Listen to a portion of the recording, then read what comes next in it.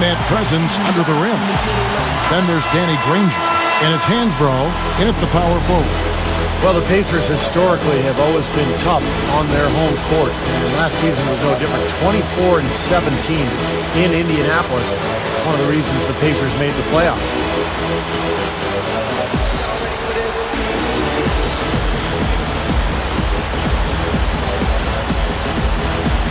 And it's the Hawks to start out.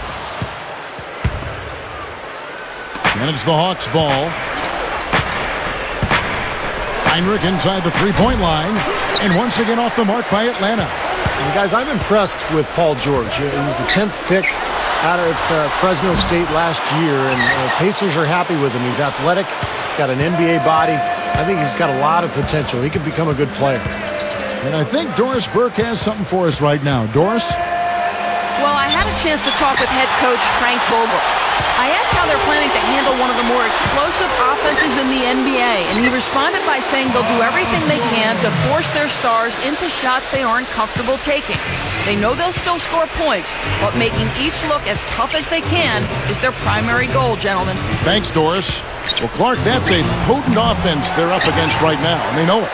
You know, I wouldn't doubt that we see them make a few adjustments on the move over the course of the game, in the flow, making changes. Well, they're going to have to make some adjustments as the game goes along. This team is too dynamic offensively to deal with by playing one style. So the schemes, I think, will change according to how the game's going. Granger can't get it to go. Excellent D there by Johnson. Well, Clark, here's a player you know a little bit about. Paul George of the Pacers, second-year player, smooth game, nice-looking jump shot, beating slashes. A lot of these guys can.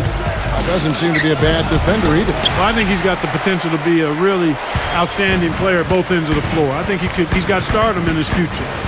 Tremendous athlete, does things easily from an athletic standpoint. Last season, just messing around after practice, he jumped over the 7'2" Roy Hibbert for a dunk. He's got great potential. Heinrich against Collison. From past the arc. That's good from Johnson on the assist by Horford. Johnson's got himself going there. His first points of the game on the deep ball. Collison kicks to Granger. He kicks it to Hibbert.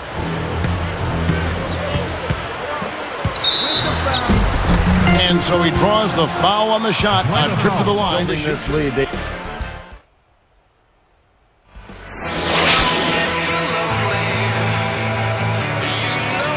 And off we go. A close game. Now starting the second quarter.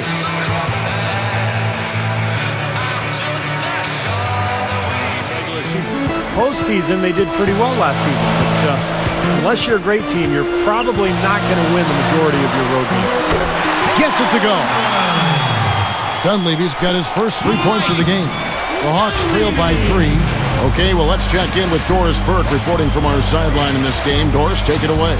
Kevin, prior to last season, Kirk Heinrich had an eye exam, and the doctor told him that an eye injury from... I guess I was lucky for a long time that I didn't get hit in the left eye. The eye doctor and the trainers convinced me to wear the goggles. I wasn't crazy about the idea, but I tried them out, and they are not bad. I can see fine out of them. I'm just more comfortable with them as time goes on. Safety first, right, guys? No doubt about that. Thank you, Doris. And we've seen lots of big men wearing goggles. I mean, he's one of the few guards to sport that. Picking up on the changes now for Indiana.